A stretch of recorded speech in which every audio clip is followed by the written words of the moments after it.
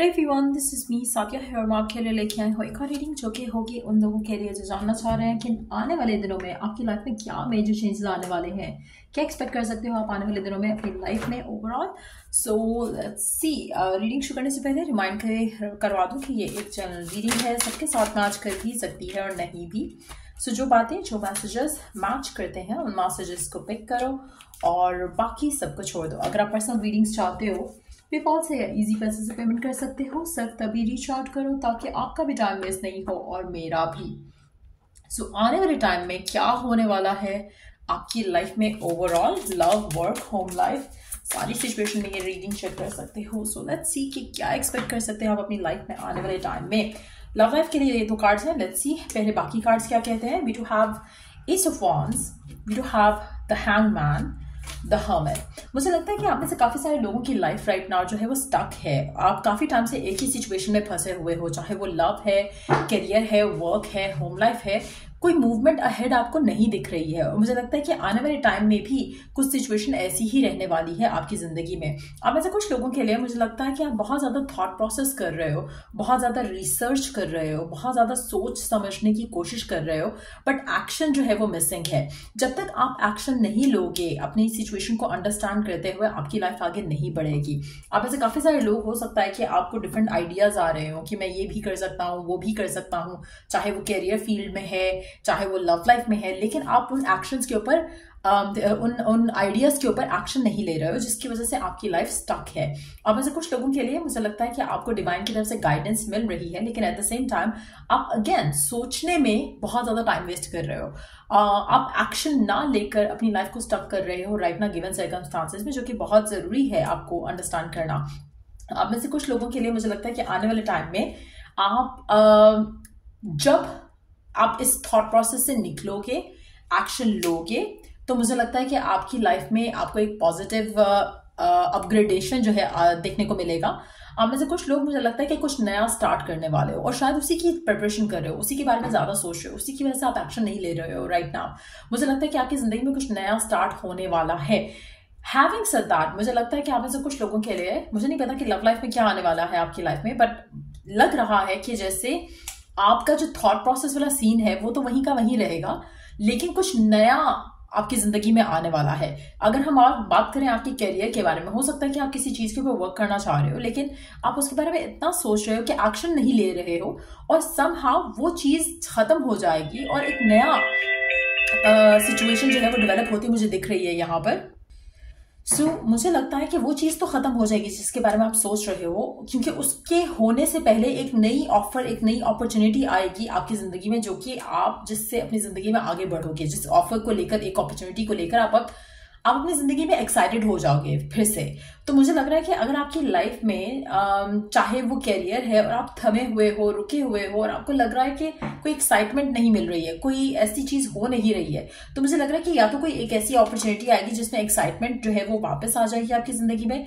अगर आपकी love life stuck और स्टैग्नेंट है और काफी टाइम से कोई मूवमेंट नहीं फील की है, तो एक चांस है कि कोई नया पर्सन आपकी जिंदगी में आए और उससे आपकी जिंदगी में एक नई मूवमेंट जो है वो आप आते देखोगे।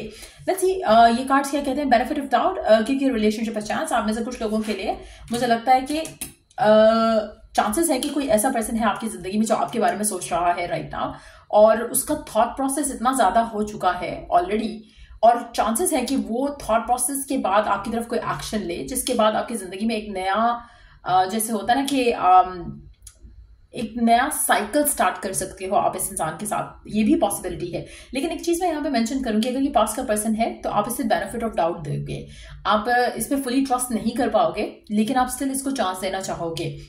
आप में से कुछ लोगों के लिए अगर आपका पास का कोई पर्सन नहीं है, तो मुझे लगता है कि एक ऐसा रिलेशनशिप आपकी जिंदगी में आ रहा है जिसको आप चांस देना चाहोगे।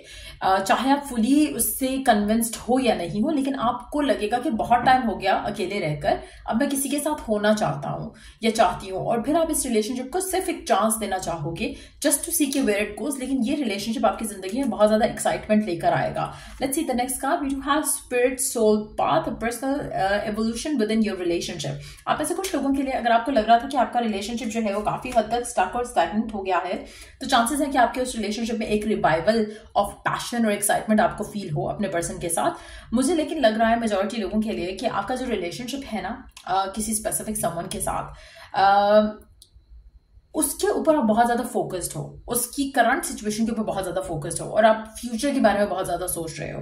आपको लग रहा है कि स्टैग्नेशन है इस रिलेशनशिप में, चीजें रुकी हुई हैं, चूंकि चीजें आगे नहीं चल रही, कनेक्शन आगे नहीं बढ़ रहा है और इस वजह से जो एक्साइटमेंट है रिलेशनशिप की वो डाई कर रही है, खत्म हो रही है स्लोली बट श्योरली। आपकी एक्साइटमेंट, आपका पैशन, आपका प्यार एक दूसरे को लेकर मुझे लगता है कि वो खत्म हो रहा है। सो कहीं ना कहीं ये भी पॉसिबल है कि आपके आने वाले कुछ टाइम में आप ये देखोगे कि आप सोचोगे कि ठीक है जो हो रहा है लेट इट बी, आप उसको ज्यादा स्ट्रेस आउट नहीं करोगे कि फ्यूचर क्या होगा क्या नहीं होगा। आप at least live in the moment कहते हुए करंट सिचुएशन को एंजॉय करना चाहोगे। सो ये भी पॉसिबिलिटी है कि आप अपने रिलेशनशिप में एक instead of letting the past और फ्यूचर ब्लॉक यू, आप कोशिश करोगे कि लिव इन द मोमेंट करो। तो ये भी पॉसिबिलिटी है कि आप अपने रिलेशनशिप को एज इट कम्स लेना शुरू कर दोगे, जहां पे आप फ्यूचर को लेकर ज्यादा स्ट्रेस आउट नहीं रहोगे। इस वजह से भी हो सकता है कि आप अपने रिलेशनशिप को चांस देना चाहो और आप ये सोचो कि देखते हैं जो भी होगा, I don't want to think more about कि